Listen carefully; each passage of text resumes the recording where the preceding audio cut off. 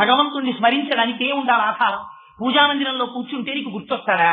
మడిబట్ట కొట్టుకుంటే పరమేశ్వరుడు గుర్తొస్తాడా? నువ్వు విభూతి ఎట్టుకుంటేనే నీకు ఈశ్వరుడు గుర్తొస్తాడా? నువ్వు బొట్టెట్టుకుంటేనే నీకు పరమాత్మ గుర్తొస్తాడా? అలా అయితే నీ జన్మలో నువ్వు పూజామందిరంలో తప్ప ఎక్కడ ఉండకూడదు. నువ్వు మిగిలింది ఎక్కడున్నా నీకు అనవసరమే. అదే భక్తి అంటే, అదే ఈశ్వరానుసంధానం అంటే. ఈ ప్రశ్న నేను వేయలేదు, రామకృష్ణ పరమహంస చేశారు. ఒకడు వచ్చి మాట్లాడాడు, ఒక గృహస్థు, స్త్రీలు పాడు చేసేస్తారండి అన్నాడు. ఆ మాట నువ్వు అనకన్నాడు రామకృష్ణ పరమహంస. స్త్రీ ఆదిశక్తి, నువ్వు చూడగలిగినట్టు చూస్తే జగన్మాత నీ ఇంట నర్తిస్తోందన్నాడు. నీ ఇంట నీ కూతురునమ్మా, నువ్వు నా బాలాస్వరూపానివమ్మా అని నువ్వు అనగలిగితే నీ ఆడపిల్ల నీ ఇంట్లో బాలాస్వరూపంగా నడయాడుతోంది. చూడగలిగిన దృష్టికోణం లేకపోతే నీకు ఏదీ పూజా వస్తువు కాదు. చూడగలిగిన కన్నుంటే నీకు ప్రతి క్షణం ఈశ్వర దర్శనమే అవుతోంది. అప్పుడు పూజా మందిరంతో అస్తమానం పట్టుకు వేలాడవలసిన అవసరం నీకేముంది? ఎప్పుడూ అగ్నిహోత్రమే. అగ్నిహోత్రం వంటింట్లో ఉన్నా కాల్చేస్తుంది, బెడ్రూమ్ లో ఉన్నా కాల్చేస్తుంది, లెట్రిన్ లో ఉన్నా కాల్చేస్తుంది, మేడ మీద ఉన్నా కాల్చేస్తుంది, నీ కింద ఉన్నా కాల్చేస్తుంది. నువ్వు ఎప్పుడూ ఈశ్వరుడితో అనుసంధానం అయిపోతూనే ఉంటున్నావు. పూజ ఒకసారి ఛార్జింగ్ అంతే, దాని ముందు కూర్చుంటున్నావు.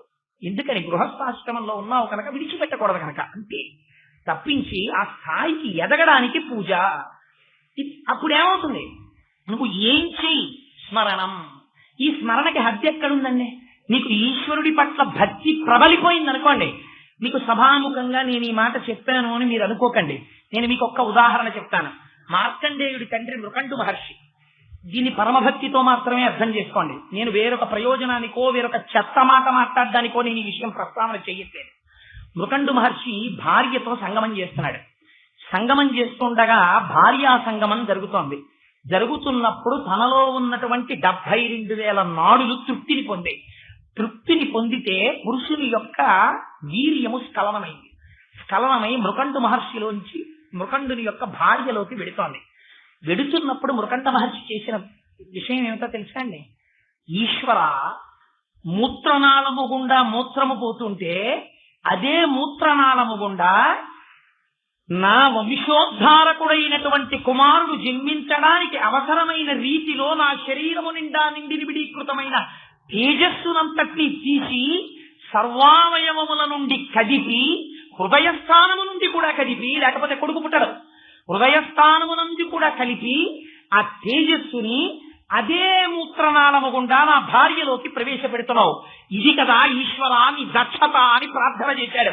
పరమభక్తుడైనటువంటి మార్కండేయుడు జన్మించాడు. స్మరణ మనకు హద్దు ఎక్కడుంది నాకు చెప్పండి ఇప్పుడు? అప్పుడు కూడా స్మరించాడు మార్కండేయుడి తండ్రి మృకండు మహర్షి. ఇది స్మరణం. అందుకే స్మరణ మనకు ప్రహ్లాదుని చెప్పాడు. పానీయంబులు త్రాగుతున్, కుడుతుతున్, భాషించుతున్, హాసలీలా నిద్రాదులు చేయుతున్, తిరుగుతున్, లక్షించుతున్, సంతత శ్రీనారాయణ పాద పద్మజబలి చింతామృతాస్వాద సంధానుండై సురారిచుతుడున్. ఆయన మరిచిపోయాడు ప్రపంచాన్నంతటినీ. ఎప్పుడు మంచి నీళ్లు తాగుతుండేవాడు. ఆహాహా తండ్రి, ఎక్కడివయా ఈ నీళ్లు? సంజీవనం సమస్తస్యా జగత సలిలాప్తికా భవయిత్యుచ్యతే మూర్తిర్భవస్య పరమాత్మనః అంటుంది లింగపురాణం. ఈశ్వరుడు నీటి రూపమై ఉన్నాడు. ఈశ్వరుడు ఇక్కడ దాహ రూపంలో, వాయు రూపంలో ఉన్నాడు. దాహ రూపంలో ఉండి నీళ్లు తాగరా అని చెప్పాడు. నీటి రూపంగా ఆయనే వచ్చాడు. తాగే శక్తిగా ఆయనే మారాడు. ఈ నీళ్లు లోపలికెళ్లి దాహాన్ని తీర్చిన వాడిగా శరీరాన్ని నిలబెట్టిన వాడు వాడయ్యాడు. బయట ఉష్ణోగ్రతకి సరిపోయేటట్టు చెమట రూపంలో రేడియేషన్ వాడు చేస్తున్నాడు. ఘన పదార్థానికి తగిన ద్రవం పడకపోతే వెక్కిళ్లుగా వాడు వస్తున్నాడు. నీళ్లు సరిపోయాయని చెప్పడానికి వెక్కిళ్లు వాడు ఆపుతున్నాడు. ఈశ్వర, ఏమి ప్రజ్ఞ అనేది! వెక్కిళ్ళు వస్తే నీకు ఈశ్వరుడు గుర్తొస్తున్నాడు. నీళ్లు తాగితే గుర్తొస్తున్నాడు. అన్నపు ముద్ద నవ్వులుతూ ఉంటే ఏమి నాట్యమయ్యా తండ్రి! నటరాజతత్వాన్ని నేను ఎక్కడ దర్శనం చెయ్యాలి? ఎక్కడో చూడక్కర్లేదు నటరాజుని. నా తండ్రి నటరాజు ఇక్కడున్నాడు. 32 పళ్ళ మధ్యలో నాలుక కదులుతుంటే నాలుకని పళ్ళు ఎప్పుడు నొక్కకుండా ముద్దని ఎలా తొయ్యాలో అలా తోస్తుంటే అవి నవ్వులుతుంటే నేనేదో ఆలోచిస్తుంటే నవలవలిసినంత నవలబడిందన్న తరువాత అది జిగురుగా ఉండకపోతే జారదు కనుక నా నోటిలో లాలాజనాన్ని పుట్టించి ఆ ఉమ్మితో ముద్దని కలిపి జిగురుతో కూడిన ముద్దగా చేసి కంఠంలోంచి జారిపోయి లోపలికి వెళ్ళిపోయేటట్టు చేసి ఆ కంఠంలోంచి ఒకవేళ పరిశం బట్టి ముక్కులు మూసుకుపోతే ఊపిరి కూడా వెళ్ళేటట్టు చేసి ఎమర్జెన్సీ ఎంట్రన్స్, ఎమర్జెన్సీ ఎగ్జిట్ గా మార్చి ఏమి విశ్వ నిర్మాణ దక్షత తండ్రి నీది! నేనా ఉమ్మి సృష్టించిన వాడిని. అన్నం తింటున్నప్పుడు ఉమ్మి సృష్టించిన వాడు వాడు. నేను ఏది కనబడితే అది తినేస్తే అది కడుపులోకి చేరిన తర్వాత సూక్ష్మక్రిముల్ని చంపడానికి లోపల ఉన్న కాలేయంలోంచి పిత్తాశయంలోంచి రకరకాల రసాయనాల్ని సృష్టించి క్రిములను చంపి కవ్వంతో తిప్పి ఆహారాన్ని పచనం చేసి శుద్ధమైన పదార్థాన్ని నెత్తుట్లోకి పంపి పనికి మాలినటువంటి చెత్తనంతటి నువ్వు ప్రతి అరగంటకి తింటున్నా వాడు మాత్రం చెత్తంతా పోగే చోట పెట్టి చీకటి పడ్డాక నిప్పెట్టినట్టు తెల్లవారగానే మళ్ళీ వీడు పనిలోకి పోతాడు, ఎప్పుడో వచ్చే ఇబ్బందని తెల్లవారేటప్పటికి నీకు నెప్పి లేకుండా చెత్తనంతటి పైకి తోస్తున్నవాడు పరమాత్మ. వాడు ఆ ఉపకారం చేయకపోతే మనకు బతుకెక్కడుందండి? అంత దుర్గంధభూయిష్టమైనటువంటి పదార్థం లోపలుంటే దుర్గంధం బయటికి రాకుండా శాసనం చేస్తున్నవాడు పరమాత్మ. వాడికి కృతజ్ఞత ఉండద్దు నీకు. అందుకని ఇప్పుడు ఏమైంది? స్మరణం. ఇప్పుడు నీకు భగవంతుణ్ణి స్మరించడానికి ఏ ఉండాలి ఆధారం? పూజామందిరంలో కూర్చుంటే నీకు గుర్తొస్తాడా? మడిబట్ట గుర్తుకుంటే పరమేశ్వరుడు గుర్తొస్తాడా? నువ్వు విభూతి ఎట్టుకుంటేనే నీకు ఈశ్వరుడు గుర్తొస్తాడా? నువ్వు బొట్టెట్టుకుంటేనే నీకు పరమాత్మ గుర్తొస్తాడా? అలా అయితే నీ జన్మలో నువ్వు పూజామందిరంలో తప్ప ఎక్కడ ఉండకూడదు. నువ్వు మిగిలింది ఎక్కడున్నా నీకు అనవసరమే. అదే భక్తి అంటే, అదే ఈశ్వరానుసంధానం అంటే. ఈ ప్రశ్న నేను వేయలేదు, రామకృష్ణ పరమహంస చేశారు. ఒకడు వచ్చి మాట్లాడాడు, ఒక గృహస్థు, స్త్రీలు పాడు చేసేస్తారండి అన్నాడు. ఆ మాట నువ్వు అనకన్నాడు రామకృష్ణ పరమహంస. స్త్రీ ఆదిశక్తి, నువ్వు చూడగలిగినట్టు చూస్తే జగన్మాత నీ ఇంట నర్తిస్తోందన్నాడు. నీ ఇంట నీ కూతురునమ్మా, నువ్వు నా బాలాస్వరూపానివమ్మా అని నువ్వు అనగలిగితే నీ ఆడపిల్ల నీ ఇంట్లో బాలాస్వరూపంగా నడయాడుతోంది. చూడగలిగిన దృష్టికోణం లేకపోతే నీకు ఏదీ పూజా వస్తువు కాదు. చూడగలిగిన కన్నుంటే నీకు ప్రతి క్షణం ఈశ్వర దర్శనమే అవుతోంది. అప్పుడు పూజా మందిరంతో అస్తమానం పట్టుకు వేలాడవలసిన అవసరం నీకేముంది?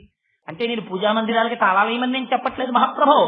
స్మరణము భక్తి అని వ్యాసుడు చెప్పడానికి కారణం అది. అందుకని శ్రవణం కీర్తనం విష్ణోహ స్మరణం పాదసేవనం. పాదములను సేవించు అన్నారు. పాదములను సేవించడమే, ఇంకొక అవయవాన్ని సేవించకూడదా? పాదములే ఎందుకు సేవించాలి అంటే, పాదములు సేవించడానికి నువ్వు ఒక పని చెయ్యవలసి ఉంటుంది. పాదములు సేవించాలంటే నువ్వు ఇలా వంగాలి. ఒకడు ఒక మహాత్ముడి దగ్గరికి వెళ్తాడు. వెళ్ళి వాడిలో ఉన్నటువంటి మిగిలిన గుణాలన్నీ వాడికి జ్ఞాపకానికి వస్తాయి. కానీ ఆయన మా పక్కింట్లోనే ఉంటున్నాడు, ఆయన నాలాగే అన్నం తింటాడు, మేమిద్దరం కలిసి రైతు బజార్కి ఎడుతుంటాం, మేమిద్దరం కలిసి ఆఫీస్కి ఎడుతుంటాం, నా కారు ఉంది, ఆయనకి స్కూటర్ ఉంది, అప్పుడప్పుడు ఆయన నడిచి కూడా వెడుతుంటాడు, నేను ఇప్పుడు కారులోనే వెడుతుంటాను, సాయంకాలం మాత్రమే ఉపన్యాసం చెప్తాడు. అయితే ఆయనకి నేను నమస్కారం చేయడం ఎందుకు అన్న అహంకారం నీలో ఉంటే నీ శరీరం ఒక్క నాటికి ఇలా వంగదు. ఇలా వంగకపోవడమే దుర్యోధనుడు. దుర్యోధనుడు బాగా వంటబడితే ఇలా వంగదు, ఇలాగే నించుంటాడు. ఎందుకు నించుంటాడంటే అహంకారం, వాడి శరీరం వంగదు. వంగిందనుకో వాడు భీష్ముడు, ఆయన మహాజ్ఞాని మహానుభావుడు, అయినా సరే పెద్దల్ని చూసేటప్పటికి ఇలా వంగిపోయేవాడు భీష్ముడు. భీష్ముడి ఉపాసన జరిగిందని గుర్తేమిటంటే, ఆయన కృష్ణ పరమాత్మని చూసి గొప్ప స్తోత్రం చేశాడు. తను ఉద్దీపింప ప్రభాత నీరజ బంధు ప్రభమైన చేలము పైన్ రంజిల్ల నీలాలక వ్రజ సంయుక్త ముఖారవిందమతి సేవ్యం వై విజృంభింప మా విజయంజేరుడు వన్యకాడుమది నావేశించు నెల్లప్పుడుందని స్వచ్ఛంద మరణం ఉన్నవాడు శిరస్సు ఉంచి నమస్కారం చేశాడు. వేరొకరి పాదములు ముట్టుకోవాలంటే నువ్వు వంగాలి. అంటే నీకు ఈశ్వరానుసంధానం కలిగిందని గుర్తు ఏమిటంటే, నువ్వు ముందు నీకన్నా బాగా ఈశ్వరానుసంధానం చెయ్యగలిగిన వారి ముందు వంగుతావు. భక్తుల ముందు వంగితే భగవంతుడి ముందు కూడా వంగుతావు. ఈశ్వరుడి పాదములు సేవించాలంటే నువ్వు ఇలా వంగాలి. వంగి ఆయన పాదముల మీద పువ్వు తీయాలి. వంగడం చేత కాని వాడివి పాదసేవనం ఏం చేస్తావు? నువ్వు చెయ్యలేదు. పాదసేవనం పైగా అన్నిటికన్నా తక్కువ స్థాయి దేనికి చెప్తారు? పాదాలకి చెప్తారు. గొప్ప స్థాయి దేనికి చెప్తారు? తలకాయికి చెప్తారు. ఎందుకని? ఆలోచనలన్నీ ఎక్కడొస్తాయి? శిరస్సులో వస్తాయి. నేను ఈ ఉపన్యాసం చెప్తున్నాను, ఉపన్యాసానికి సంబంధించినటువంటి ఆలోచనలన్నింటికి నిలయమేది? తల. కానీ మీరు నాకు నమస్కారం చెయ్యాలనుకోండి, ఎగిరిగిరి కోటేశ్వరారు పొడుగ్గా ఉంటారు, మా బల దక్షిణ చేసుకుని ఎక్కిన తలకాయకి ఇలా అంటారా? అనరు. మీరేం చేస్తారు? నా పాదాలకి ఇలా అంటారు. నా పాదాలకు నమస్కారం చేయడమే, నా తలకి నమస్కారం చెయ్యాలి కదా. నా తలకి చేయకుండా పాదాలకు నమస్కారం చేయడం ఎందుకు? పాదమునకు నమస్కారము చెయ్యటకు నువ్వు వంగవలే. జ్ఞాపకం పెట్టుకోండి. ఆయన పాదాలు కింద ఉంటాయి, నీ శిరస్సు పైన ఉంటుంది. నీ శిరస్సు వంచడం ఆయన చెప్పినటువంటి మాటలను అర్థం చేసుకున్నాను అని గుర్తు. అందుకని అయ్యా మీరు మాకు మార్గమును చూపించగలిగిన వారని నేను అంగీకరించి తిని, మీ యందు మాకు మార్గమును చూపించగలిగినటువంటి దక్షత ఉన్నది, ఈశ్వరానుసంధానం ఉన్నదని గుర్తిరిగి నేను మీ ముందు వంగుతున్నాను అని మీ ఇతరమైన అహంకారములు పక్కన పెడితే కిందనున్నటువంటి పాదముల కోసం నీ చేతులు చాపి కింద పెడతావు. ఒక్కొక్కరు శిరస్సు తీసుకెళ్లి పాదాల మీద పెడతారంటే అతి వినయం. ఒక్కొక్కరు సాష్టాంగం చేసేస్తారు. ఇంకా దాన్ని మించిందే లేదు. అందుకని ఏమైంది ఇప్పుడు పాదసేవనం. అందుకే మహానుభావుడు మాలాకారుడు అడిగితే 2 అడిగాడు. ఇవి 2 బాబా గారు చెప్పినట్టు shraddha and saburi should go hand in hand అన్నారే, అలాగా నీ పాద కమల సేవయు నీ పాదార్చకులతోడి నియ్యము నితాంతాపారభూత దయయు తాపసమందార నాకు దయసేయగదే. ఎంత గొప్ప పద్యం అండి భాగవతంలో. ఆ ఒక్క పద్యం మీద 7 రోజులు ఉపన్యాసం చెప్పచ్చు. పద్యం చిన్నది. నీ పాద కమల సేవయు, నాకేం కావాలో తెలుసా తండ్రి? సర్వకాలముల యందు నీ పాదములను నేను సేవ చెయ్యాలి. అయితే నీ పాద సేవ చెయ్యాలంటే ఏది కావాలో తెలుసా? నీ పాదార్చకులతోడి నియ్యం. ఎప్పుడూ నీ పాదములు ఎడతెగక సేవ చేసేటటువంటి మహాభక్తులైన వాళ్ళతో నాకు స్నేహం కావాలి. ఎందుకని? స్నేహం ఉందనుకో వారేం చేస్తారు? స్నేహం ఉన్నది అని గుర్తేమిటి? అందుకే తెలుగులో ఆ మాటకి స్నేహ అంటారు. స్నేహ అన్నది స్నిగ్ధ, బీయింగ్ స్టికీ అంటారు చంద్రశేఖర బ్రహ్మాచార్య స్వామి. అంటుకుని ఉండుట. వారు ఏం చేస్తారు? నిన్ను చూడగానే గుర్తుపడతారు. ఆహా దొరగారా రండి అంటారు. దొరగారా రండి అన్నారు అనుకోండి, అంటే దొరగారు నీ మనస్సులో ఉన్నారు, వారితో కలిసి ఉన్నావు అంటే. నన్ను ఉదాహరణగా చెప్పానని మీరు అనుకోకండి. ఒక పెద్దల యొక్క మనస్సులో మీరు ఉన్నారనుకోండి, అప్పుడు ఏమవుతుంది? వారితో కలిసి నడుస్తావు. కలిసి నడవడంలో మాత్రమే నీ అహంకారం విడిపోతుంది. అందుకే భాగవతంలో దశమ స్కంధంలో రాక్షస సంహారం అంతా కృష్ణ భగవానుడు చేస్తాడు. ఒక్క లుబ్ధత్వాన్ని పోగొట్టడం కోసమని చెప్పి గార్ధవాసుల సంహారం మాత్రం కృష్ణుడు చెయ్యడు, బలరాముడి చేత చేయిస్తాడు. తాటిపళ్ళుంటాయి, తాటి చెట్లు. ఆ తాటి చెట్లకి తాటిపళ్ళు ఉన్నాయి, అవి మంచి వాసన. గోపాలబాలు అడిగారు, కృష్ణ కృష్ణ నాకు ఆ తాటిపళ్ళు తినాలనుంది అన్నారు. అంటే కృష్ణుడు అన్నాడు, వెళ్ళి తాటిపళ్ళు కొయ్యొచ్చు, కానీ అక్కడ గార్ధవాసుడు ఉన్నాడు గాడిద. గాడిద తాటిపండు తినదు, కానీ ఎవరైనా తాటిపండు కోసుకుంటే అది ఒప్పుకోదు. తాటిపండు ముగ్గితే మంచి వాసన, ఆపై పిల్లలకి తిందామని కోరిక. తిందామని వెడితే వాడు గాడిద రూపంలో వచ్చి కాళ్ళతో తన్ని పడగొట్టేస్తాడు. అందుకని వాళ్ళకి ఏ కష్టం వచ్చినా కృష్ణుడికి చెప్పుకుంటారు, ఇది భక్తి. కృష్ణుడికి చెప్పారు, కృష్ణ కృష్ణ నాకు తాటిపండు తిందామంటే లేదని. అంతకుముందు బకాసురుణ్ణి కృష్ణుడు వధించాడు, ఇతర రాక్షసుల్ని కృష్ణుడు వధించాడు, పూతనా సంహారం చేశాడు. ఏం ఒక్క గార్ధబాసురుణ్ణి కృష్ణుడు సంహరించకూడదా? సంహరించాడు. ఎవరితో సంహరింపజేశాడో తెలుసా అండి? అరణ్యంలో వెళ్ళేటప్పుడు బలరాముడికి పాద సంవాహనం చేశాడు. చేసి బలరాముడు వెళ్ళాడు లోపలికి. వెడితే ఆ గాడిదొచ్చి కాళ్ళతో తన్నింది. ఆ తాడి చెట్టుని కదిపాడు బలరాముడు. బలము మిగుల కల గబలభద్రుడనిలో కర్రమనుడ కుట్ట చేసి రాముడనియు సతికి పుట్టె గర్భ సంకర్షణంబున సంకర్షుణండనడి ఘనుడు సుతుడు అంటారు పోతన గారు. ఆయన పేరే బలరాముడు. ఆయనకి పైకి బలము, ఆంతరమునందు జ్ఞాన విజ్ఞాన విభవ సంపన్నుడు. అందుచేత ఆయన కదిపాడు. కదిపేటప్పటిక తాటి పళ్ళు పడుతున్నాయి. పడుతూ ఉండేటప్పటిక గాడిద వచ్చేసి తనబోయింది. వెంటనే ఆయన కాళ్ళు పట్టుకున్నాడు. పట్టుకుని గిర్ర గిర్ర గిర్ర గిర్ర తిప్ప తాడి చెట్టు వేసి కొట్టాడు. కొట్టేటప్పటికి తాళం వృక్షము తాకనది ఉందోగ్రతిన్నని విపరీతమైన వేగంతో ఇది వెళ్ళి ఆ తాడి చెట్టుకు తగిలేటప్పటికి ఆ తాడి చెట్టు కూలిపోయింది. ఈ గార్ధపాసురుడు మరణించాడు. చుట్టాలందరూ పరిగెత్తుకొచ్చారు. కృష్ణుడు గోపాల బాలుడు చంపేశారు.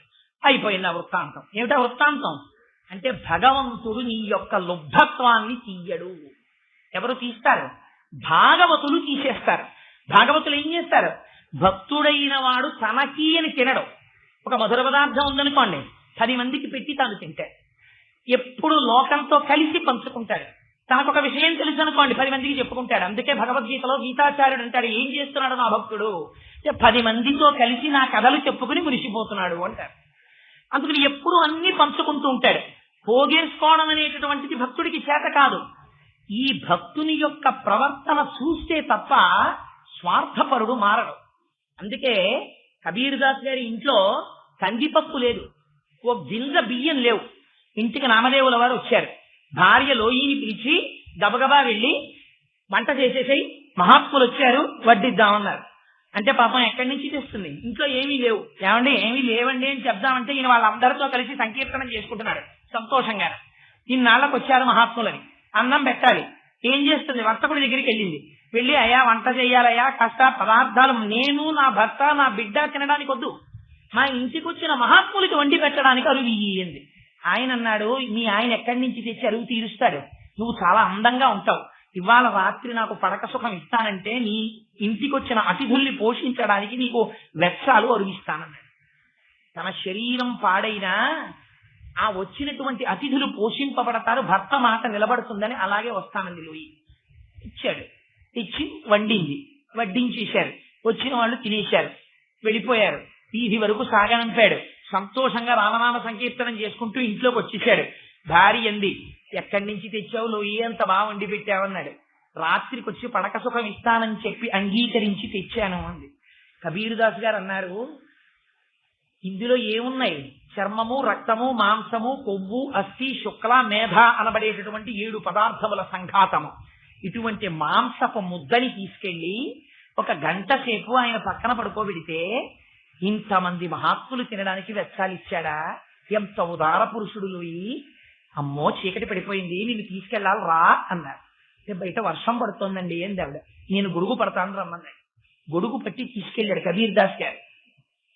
ఆవిడ వస్తుంది అనుకోలేదు. వర్తకుడు తలుపు కొట్టింది, తలుపు తీశాడు. తల్లి కొంత తడిసిపోయి ఉంది. ఆశ్చర్యపోయాడు, అదేమిటి ఇంత వర్షంలో ఎలా వచ్చావు అన్నాడు. నా భర్త తీసుకొచ్చారు గొడుగు పట్టి అంది. నీ భర్తకి ఈ విషయం తెలిసే తీసుకొచ్చారా అంది. మా ఇంటికొచ్చిన మహాత్ములైనటువంటి అతిథులకు అన్నం పెట్టడం కోసమని వెచ్చాలు అరువిచ్చి 7 ధాతువుల సంధానమైనటువంటి ఈ శరీరాన్ని 1 గంట నీ పక్కన పడుకోబెడితే అంత గొప్ప ఉపకారం చేసిన నువ్వు కోరిన ఈ చిన్న కోరికకి నా భర్త సిగ్గుపడ్డాడు అంది. తెల్లబోయి బయటికి వచ్చి చూశాడు. రామనామ సంకీర్తనం చేసుకుంటూ నిలబడున్నారు కబీర్దాస్ గారు. వెంటనే వచ్చి ఆయన పాదాల మీద పడిపోయాడు. తన ఐశ్వర్యాన్ని పేదలకి దానం చేసి కబీర్దాస్ గారికి శిష్యుడైపోయాడు. ఇప్పుడు చెప్పండి, అంతకుముందు లేడా ఈశ్వరుడు? ఉంటాడు. మార్చగలిగినది మహాత్ములే మారుస్తారు లుబ్ధ గుణాన్ని, వారు తప్ప ఈశ్వరుడు కూడా దాన్ని తీయడం చాలా కష్టం. అందుకే పెద్దలు ఏం చెప్పారంటే, శ్రవణం కీర్తనం విష్ణోః స్మరణం పాదసేవనం. మహాత్ములకు తద్దిద్ధి ప్రణిపాతేన పరిప్రశ్నేన సేవయా. రామాయణంలో వాల్మీకి మహర్షి అంటారు, సత్యేన లోకాంజయతి దీనేన్ దానేన రాఘవ గురూన్ శుశ్రూషయ ధనుషాయుధి శాస్త్రవాన్. గురువులను సేవించి గెలిచాడు రామచంద్రమూర్తి. అందుకని పెద్దల యొక్క పాద సంవాహనం చెయ్యాలి, ఈశ్వర పాద సంవాహనం చెయ్యాలి. అందుకని 9 భక్తులలో అదొక్కటే ఉద్ధరించచ్చు. ఉద్ధరించరా? మహాత్ముల యొక్క పాద సంవాహనం ఈ ఎత్తేలా ఒక ఎత్తింది. అందుకడిగాడు మాలాకారుడు, నీ పాద కమల సేవయు నీ పాదార్చకులతోడి నియ్యము. ఆ భక్తులతోడి స్నేహం లేకపోతే మళ్ళీ అహంకారం పుట్టేస్తుంది. నితాంతాపార భూత దయయు సర్వ జగత్తు ఎడలా ఉన్నదొక్కటే పదార్థం అనేటటువంటి అపారమైన ప్రేమ. తను తింటూ రొట్టె కుక్కకి పెట్టేవారు బాబాగారు. ఎందుకు పెట్టారు? ఉన్నదొకటే పదార్థం. ఇది భక్తికి చరమస్థాయి. ఉన్నదొకే ఈశ్వరుడు. నువ్వు పూజా గదిలో నైవేద్యం పెట్టింది నైవేద్యం కాదు. వేలుపులట నాకంటెను వేలుపు మరి ఎవ్వడను సుబి కవి కనగిమా వేలుపుల గోడపైనో హేలావతి నీత నూజుడే ఇంగిలి చేశాను అంటారు పోతన గారు. బయట అమ్మా భవతి విక్షాందేహి అని ఏడుస్తూ స్పృహ తప్పిపోతున్నాడు ఒకడు. ఇక్కడ నువ్వు మడిబట్ట కట్టుకుని నైవేద్యం పెడుతున్నావు, లోపల ఈశ్వరుడికి అందుతుందా? ఇంత పులిహార బట్టికెళ్ళి వాడికి పెట్టి నైవేద్యం పెట్టు. దీనికి పరమశించిపోతాడు పరమాత్మ. ఇలా లేనప్పుడు ఈశ్వరుడు అంగీకరిస్తాడా? లక్ష్మీబాయిని పిలిచి రొట్టె తెమ్మని, తను రొట్టె తినబోతుంటే కుక్కొస్తే కుక్కకి విసిరి కుక్క తిని తోకాడించుకుంటూ వెళ్ళిపోతే, బాబా రొట్టె చెయ్యమన్నారు, కుక్కకి పెట్టారు, ఎందుకు నన్ను ఇలా కష్టపెట్టడం అంటే, అమ్మా కుక్క ఆకలి ఒకటి, నా ఆకలి ఒకట. నా ఆకలి నువ్వు చూస్తావు, కుక్క ఆకలి ఎవరు చూస్తారు?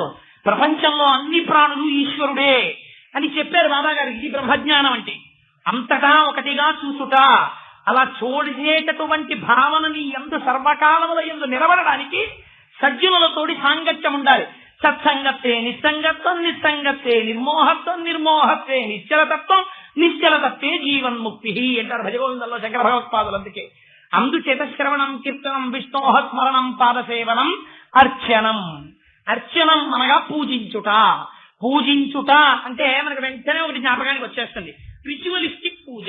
మనము చేస్తాం దిక్కుమాలిన పూజ. నేను ఇలా అన్నానని అనుకోకండి, అంత ప్రెషరు ప్రపంచంలో దీని మీద, పూజ మీదే.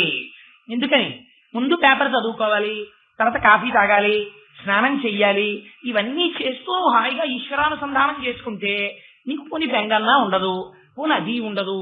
ఏమిటో బెంగ. ఎందుకని అంటే పూజా మందిరంలో వెళ్ళిపోలేదు. అందుకని ఆ బెంగతో ఇతర పనులు నువ్వు చేస్తున్న దాని మీద అశ్రద్ధ. శ్రద్ధయా దేయం. ఆఖరికి నీ ఇంటికి వచ్చినటువంటి పాలవాడికి గిన్నెవ్వడంలో కూడా విసుగే. పాలు తెచ్చిన వాడిని ఈశ్వరుడిగా నువ్వు చూస్తే, పాలలో ఈశ్వరుణ్ణి చూస్తే, గిన్నెలో ఈశ్వరుణ్ణి చూస్తే నీకు ఈ టెన్షన్ లేదు. వచ్చిన ప్రాబ్లం ఏమిటంటే ఇవేవి ఈశ్వరుడు కావు, పూజా మందిరంలో ఉన్నవాడే ఈశ్వరుడు. So you will be getting in to the worshipping room with tension heart. కాబట్టి ఇది వర్క్ చేస్తుంది. ఒక 40 నిమిషాలు ఈ టెన్షన్ డిశ్చార్జ్ అవ్వదు. ఈ 40 నిమిషాలే నీ పూజ. కాబట్టి నీ కోపం అంతా అక్కడ. పువ్వు వేయడం కూడా ఇలా. ఏమిటి అర్చన? అర్చన అంటే పృథు మహారాజు గారు అర్చన అని పిలిచారు ప్రపంచంలో. అర్చన అంటే ఏమిటో తెలుసా అండి? అర్చన గురించి నేను ఇవాళ చెప్తే, మహాప్రభో సాయిబాబా గారు రుచిన ఇచ్చారా నాయన? అర్చన అన్న ఓ టాపిక్కే 6 నెలలు మాట్లాడచ్చు. అర్చన అంటే మీరు ఏం చేస్తారు? ప్రధానంగా అర్చనలో షోడశోపచారాలు ఉంటాయి, కానీ ప్రధానం ఏది చేస్తారు?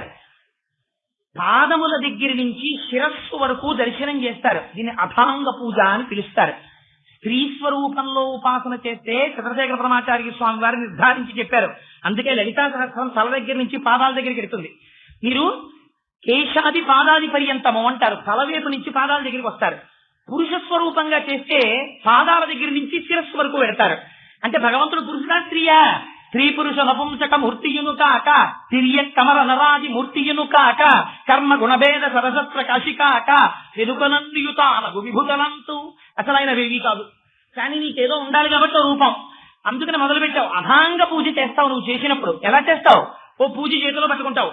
పువ్వు చేతిలో పట్టుకుని ఓం కేశవాయ నమః పాదౌ పూజయామి, ఓం నారాయణాయ నమః గుల్భౌ పూజయామి, ఓం మాధవాయ నమః ఊరుం పూజయామి, ఓం ముకుందాయ నమః కటిం పూజయామి, వక్షే పూజయామి, నేత్రే పూజయామి, లలాటం పూజయామి, శిర పూజయామి, సర్వాంగన్యాని పూజయామి.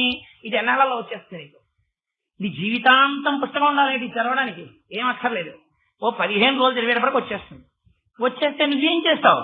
పళ్ళెం పువ్వులు చేతిలో పట్టుకుని ఓం కేశవాయ నమః పాదౌ పూజయామి, ఓం మాధవాయ నమః గుల్భౌ పూజయామి అని ఓహయ్య మొదలెట్టేస్తావు. నోటికి యాంత్రీకరణము, చేతికి యాంత్రీకరణము. అందుకే ఆ పూజ. అందుకు కాదు. అర్చనం అంటే అహింస ప్రథమం పుష్పం, పుష్పమింద్రియ నిగ్రహ, సర్వభూత దయా పుష్పం, క్షమా పుష్పం విశేషత, జ్ఞాన పుష్పం, ధ్యాన పుష్పం, తప పుష్పం తు సప్తమం, సత్యమస్త విధం పుష్పం, పుష్ప విష్ణో ప్రీతికరం భవేత్. ఆ పువ్వుల్లోకి మారాలి. మారుతూ ఒక్కొక్క గుణాన్ని తెచ్చుకోవాలి. తెచ్చుకుంటూ అథాంగ పూజ చేసినప్పుడు ఏ మూర్తి పూజా మందిరంలో ఉన్నారో వారిని ఇక్కడ నిలబెట్టుకోవాలి. నిలబెట్టుకుని నీ కళ్ళు మూసుకొని నువ్వు పువ్వు తీసి వేస్తుంటే పాదౌ పూజయామి అన్నారనుకోండి, అనేటప్పటికీ మీ కళ్ళల్లో స్వామి యొక్క పాదములు కనపడాలి. శంకర భగవత్పాదులు సౌందర్యలహరిలో చెప్తారు, అర్చన చెయ్యడం అంటే ఏమిటో, చూడటం అంటే ఏమిటో చెప్పారు. మామూలుగా చెప్తే శంకరాచార్యులు వారు అలా చెప్పారు, జగద్గురువులు అంటారని. మహానుభావుడు తననే విద్యార్థిగా పెట్టేస్తున్నారు. కదే కాలే మాత కదయ కలిత లక్తకరతం పిబేయం విద్యార్థి తవ చరణ నిర్వేజన జలం ప్రకృత్యా మూకానామపి చ కవిత కారణతయా అని ఆయన అంటారు. అమ్మా, బంగారు పళ్ళెంలో నీ పాదములు తీసుకొచ్చి పెట్టితే, నీ పాదాలు 2 ఆ బంగారు పళ్ళెంలో పెడితే, మంచినీళ్లు పోసి ఈ 2 పాదాలని నా చేతులతో కడిగితే, నీ పాదాలకున్నటువంటి లత్తుక కరిగి నీటిలోకి వస్తే, ఆ ఎర్రటి నీటిని ఉద్ధరితో తీసిన కుడి చేతిలో పోసుకుని నేను నోట్లోకి పుచ్చుకుంటే, వివేయం విద్యార్థి తవ చరణ నిర్వేజన జలం. విద్యార్థిగా నేను ఇప్పుడు తాగుతానమ్మా నీ పాదజలం అని అడిగారు. అంటే నిజంగా అమ్మవారు వచ్చి పాదాలు కడుగుతాననే కడగగలరు శంకరులు. అంటే మానసికంగా నువ్వు చెయ్యగలగాలి. నీ మనస్సు అక్కడ పెట్టాలి. మయ్యేవ మన ఆదర్శా మయి బుద్ధి నివేశయ అంటాడు భగవద్గీతలో గీతాచార్యుడు. నీ మనస్సు అక్కడికి వెళ్ళాలి. అథాంగ పూజలో నువ్వు ఇక్కడ దర్శనం చేసి వేస్తుంటే ఆపాదమస్తకం నువ్వు చెప్పేయగలగాలి. నీకు ఇక్కడ దర్శనం అయిపోతుండాలి. శిర పూజయామి, సర్వాంగన్యాని పూజయామి అనేటప్పటికీ ఇక్కడ నీకు దర్శనం అవ్వాలి. అలా అయిందో సంసార భ్రమణ పరితాపోపశమనం వసంతీ మచ్చేతో హృదవి శివానందలహరి. అప్పుడు నువ్వు అపారమైన ఆనందాన్ని పొందుతావు. అందుకొచ్చింది అథాంగ పూజ. అందుకొచ్చే ఈ షోడశోపచారాలు 16 ఉపచారాలు. పురుష సూక్తంలో మంత్రాలు 16 చెప్పడానికి కారణం అదే. అందుకని 16వ మంత్రంతో వచ్చేటప్పటికే మంత్రపుష్పం వచ్చేస్తుంది. వచ్చేసి జ్ఞానంలోకి వెళ్ళిపోవాలి. అది అర్చన అంటే రహస్యం. ముందేం చెప్తావు? ఆవాహయామి అంటావు. ఇంతకుముందు ఇక్కడ లేవు, స్వామిదా అని పిలుస్తావు. అసలు అర్చన గమ్మత్తు తెలుసా అండి. ఆవాహయామితో కూడా కొంతమంది ప్రారంభించారు. అసలు ప్రారంభమే రమించిపోవడం అర్చనలో. ఇవాళ శనివారం మీరు పూజా మందిరంలో కూర్చుంటే ఏం చేస్తారు? మీకున్న గుణాలన్నీ ఈశ్వరుడు ఎంత ఆపాదిస్తారు. మీరు రాత్రల్లా నిద్రపోయారు, అందుకని మీరు ఏమంటారు? ఈశ్వరుడు కూడా నిద్రపోయాడంటారు. అదో సంతోషం అనుకుని పొద్దున్నే పూజ చెయ్యాలి. అందుకని ఏం చేస్తారు? అక్కడ కూర్చుని ఆకాశ సింధు కమలాని మనోహరాణి ఆదాయ పాదయుగమర్చయితుం ప్రసన్నాః శేషాద్రిశేఖర విభో తమ సుప్రభాతం. స్వామి ఆకాశం అంతా ఎర్రబడిపోతుందయా, తెల్లారిపోతోంది, లే నిద్రలే. నువ్వు చెప్తే తప్ప నిద్రపోని వాడేవాడు వాడు నిద్ర లేవాడు. వాడు నిద్ర లేకపోతే సూర్యోదయం ఎలా అయిందండి? వాడు కన్ను తెరిస్తే కదా, వాడి 2 కళ్ళే కదా. నువ్వు చెప్తున్నావు కదా, క్షీరోధన్వత్ ప్రదేశే దుచమణి విలసత్తైకతే భౌక్తికానాం మాలా క్లుప్తా సమస్త స్ఫటికమణి భైర్ముక్తి కైర్మండితంగా శుభ్రైరభ్రైరదభ్రైరుపరి విదితైర్ముక్త పీయూషవర్షై ఆనందీన పుణ్యా తడినడిన గదా శంఖపాణిర్ముకుంద భూపాదౌ విలయ సూర్యచంద్రౌ చ నేత్రే కర్ణావాసా శిరోద్యౌ ముఖమపి దహనో యస్య వాస్తేయమప్తి అని పీఠికలో చెప్తున్నావా లేదా విష్ణుశాస్త్రానికి? అందుకని ఆయనకి సూర్యచంద్రులు కన్నులయ్యి ఉన్నారు. సూర్యుడు ఎక్కడి నుంచి వచ్చాడు? నువ్వు సుప్రభాతం చెప్తే అంటే నీ భక్తి. నువ్వు స్వామి నిద్రలే నిద్రలే నిద్రలే. అర్చన అంతే సుప్రభాతమే. మీరు స్వామి నిద్రలే, మీరు ఎంత పింకితనం అనుభవించాలి. బయట నుంచి ఎంత లమ్మన్నా నిద్ర లేవట్లేదు. ఈయనకి ఇలా కాదు, ఇలా చెప్తే లేవడం. యశోదాదేవి వచ్చేస్తోంది, అదిగో అందరూ కూడా చల్ల చేసేసుకుంటున్నారు అని కృష్ణావతారం గుర్తు చేద్దాం. కృష్ణావతారం గుర్తు చేస్తే ఆ అవతారంలో పెరుగు చల్ల చేస్తూ ఉంటే ఆ కవ్వాల చప్పుడు వినపడితే గభాల నిద్రలేస్తారు అమ్మ గుర్తొచ్చి అని చెప్పి యోషా గణేన వరదగ్ని విమధ్యమాని ఘోషాలయేషు దిమంధన తీవ్ర ఘోషా రోషాత్ కలిం విధతే కకుభస్స కుంభా శేషాదృశే కరవిభో తవ సుప్రభాతం. స్వామి అదిగో పెద్ద పెద్ద కుండల్లో నువ్వు శ్రీహపతివి కదా, నువ్వు పుట్టడం వల్ల ఐశ్వర్యం ఎక్కువైపోయింది. పెరుగు బాగా తోడుకుంది, అందులో కవ్వం దింపారు, చల్ల చేస్తున్నారు. ఛర్ ఛస్ అని శబ్దం వస్తోంది. కుండకి కవ్వానికి యుద్ధం వచ్చిందా అన్నట్టుగా ఉంది ఆ శబ్దం. ఆ శబ్దం నీ కృష్ణావతారం నాటిది. అది వినైనా గుర్తు రావట్లేదా?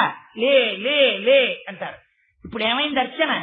మీరు పొంగిపోతే ఈశ్వరుడు నిద్రపోతున్నాడు అనుకుంటే లేపడంతో మొదలుపెట్టి లేచాడు. ఔపచారిక స్నానం సమర్పయామి, ఏదో స్నానం చెయ్యమంటారు. స్వామి స్నానం చేశారు. మీరేం చేస్తారు? స్నానం చేసి ఆఫీస్కి వెళ్ళిపోరుగా, బట్టలు కట్టుకుంటారు. అందుకని ఆయనకి కూడా వస్త్రయుగ్మం సమర్పయామి. ఏమండి పండక్కి నేనే ఓసారి కొనుక్కుంటాను, రోజు నేను ఎక్కతానండి, బెంగెట్టుకోకు. అక్షత విరిగిపోని బియ్యానికి పసుపు రాస్తే అందులో అన్నీ వచ్చేస్తాయి. అందుకని వస్త్రయుగ్మార్థం అక్షతాన్ సమర్పయామి. ఇక్కడ దర్శనం చేయి. ఆకుపచ్చటి పట్టు చీర, ఎర్రటి బోర్డర్, దాని మీద అదే మ్యాచింగ్ ఆకుపచ్చటి పట్టు జాకెట్. అమ్మవారికి అట్టపెట్టె విప్పి మొలతాడు ఇలా లాగి చందన పెట్టికి అట్టపెట్టి మూత తీసి అమ్మవారి దగ్గర బంగారు పళ్ళెంలో పెట్టి అమ్మ ఆకుపచ్చటి పట్టు చీర కట్టుకుని జాకెట్ చేసుకుని అక్కడ కూర్చుందమ్మ. ఇప్పుడు ఏమైంది? నీకు మానస పూజ అక్షతలోంచి వచ్చేసింది అంతే. అది అమ్మవారు నిజంగా ఇదే కట్టుకుంటుంది, నీ మనస్సు అందితే. అందుకని ఏమైంది? అర్చనలో వస్త్రం ఇచ్చావు, యజ్ఞోపవీతం ఇచ్చావు, దీపం చూపించావు. అసలు ఆ దీపం చూపించడమే పెద్ద కథ. అందుకని దీపం చూపించావు, ధూపం చూపించావు. ఆఖరికి నువ్వెలా కొంచెం టిఫిన్ తినేలాడతావో అలాగే ఆయనకు కూడా కొంచెం టిఫిన్ పెట్టాలి. అందుకని మహానైవేద్యం మధ్యాహ్నం భోజనం అయ్యే టైంలో చెయ్యాలి. అందుకని ఇప్పుడేం చేస్తావు? నువ్వెలా తింటావో అలాగే ఆయనకి కూడా అవసర నైవేద్యం అంటే కొంచెం టిఫిన్ పెట్టాలి. 10 అయిపోతావు, ఆఫీస్కి వెళ్ళిపోతావు, 10 అయిపోతే. అందుకని చెప్పేసి మీ ఆవిడ ఏం చేస్తుంది? ఇంట్లో ఎవరో వచ్చారు మాట్లాడుతూ కూర్చున్నావు, ఏమంటే ఒక్కసారి అంటుంది, ఏదో పనున్నట్టు. వంటింట్లో కడతావు, ఏమిటే అంటావు. మళ్ళీ టైం అయిపోతుంది అని వెళ్ళిపోతారు. ఇడ్లీ తినిపించాను, ఆయన ఇంకా పంపించేసి కొంచెం టిఫిన్ తినండి అంటుంది. ఎందుకని? నువ్వు టిఫిన్ తినడం మీద ఆవిడికి శ్రద్ధ. అంతేగాని 10 గంటలకి తీసుకొచ్చి 4 ఇడ్లీలు అలా వారేసి తినండి అంత కదా. మెల్లిగా తినండి, వెక్కిళ్ళు వస్తాయి, మెల్లిగా తినండి అంటుంది. నువ్వు పెట్టే నైవేద్యం కూడా అలాగే పెట్టాలి. ఓం ప్రాణాయ స్వాహ, ఓం అపానాయ స్వాహ అని స్వామి వెక్కిళ్ళు వస్తాయి. మధ్య పానీయం సమర్పయామి, కొంచెం మధ్యలో మంచినీళ్ళు తాగు. అయిపోయిందా? ఉత్తరాపోసనం సమర్పయామి, మళ్ళీ కొంచెం మంచినీళ్ళు తాగు. హస్తౌ ప్రక్షాళయామి, చేతులు కడుక్కో. పాదౌ ప్రక్షాళయామి, కాళ్ళు కడుక్కో. ఇదంతా అర్చన. అర్చనలో షోడశోపచారాల్లో ఒక్క ఉపచారం దగ్గర మీ మనస్సు నిలబడింది అనుకోండి, అయిపోయింది, మీ జన్మ ధన్యమైపోయినట్టే. ఎక్కడవుతోంది మనకి? ఎన్నేళ్ల నుంచి చేసేస్తున్నాం పూజ.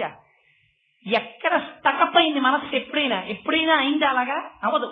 అవలేదంటే యాంత్రీకరణం అయిపోయింది పూజ. అందుకని అర్చనం, వందనం ఇక్కడ ఆఫ్ చేసేస్తాను. ఎందుకంటే ఇప్పటికే నేను గబగబా పరిగెత్తి ఏవో కొన్నింటిని పూర్తి చేస్తున్నాను తప్ప నిజంగా పూర్తి అయ్యేవా? ఒక్కనాటికి పూర్తవు. శ్రవణం అన్నదానికి అసలు భక్తి అంటే ఏమిటి, సామాన్య భక్తి అంటే ఏమిటి, విశేష భక్తి అంటే ఏమిటి, రాజస భక్తి, తామస భక్తి, సాత్విక భక్తి, భక్తి జ్ఞానం ఎలా అవుతుంది, భక్తి శ్రవణమా, భక్తి నిర్గుణమా, ఉపాసన ఎలాగా, ఇది మొదలెడితే అదే 3 నెలలు పడుతుంది. మీరే చెప్పాలి కాబట్టి దాని యొక్క గొప్పతనం గురించి ఇవాళ పరమ పవిత్రమైన రోజు బాబా గారు 9 నాణాలు ఇచ్చారని మనం చెప్పుకున్నాం కాబట్టి దాని గురించి ప్రస్తావన చేయడం కోసం మీరు అసాధ్యం కూడా బొత్తిగా ఒకటి పెడిపోయారు శ్రవణం అన్నాడని చెప్పేసి అంటారని ఒక 4-5 కదిపోయినంతే. అర్చనం, వందనం. వందనం అంటే నమస్కారం. వందనం దీనికి ఎవరిని చెప్తారు? అక్రూరుణ్ణి చెప్తారు వందన భక్తికి. ఏం చేశాడు అక్రూరుడు? ఏమిటి అక్రూరుడు నమస్కారం చెప్పండి నాకు. అక్రూరుడు మనందరికన్నా గొప్పగా ఏమైనా నమస్కారం పెట్టాడని ఎప్పుడైనా చెప్పారా? భాగవతంలో 10వ స్కంధంలో ఈ రహస్యం ఉంది. అక్రూరుడు నమస్కారం ఎలా చేశాడు?